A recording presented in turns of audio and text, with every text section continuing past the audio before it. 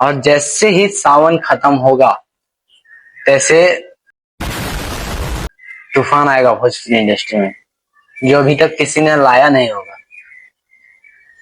देख ही रहे होंगे कि अभी इंस्टाग्राम पर और यूट्यूब पर सब जगह छाया हुआ है कि पवन सिंह का गाना कब तक आएगा। और शूटिंग का कुछ फोटो भी निकल के आ रहा है, बहुत ही खतरनाक लेवल का, बॉलीवुड लेवल का, जैसे कि SBM रिकॉर्ड से एक सॉन्ग आने वाला है, कमरिया पे सारी। अनाउंसमेंट तो हो गया है, लेकिन इस बोल रहे थे कि रिलीज कर देंगे, लेकिन रिलीज नहीं हुआ। तो आप समझ ही सकते हैं उस गाने को लेकर कितना बड़ा एक्साइटेड मन में है।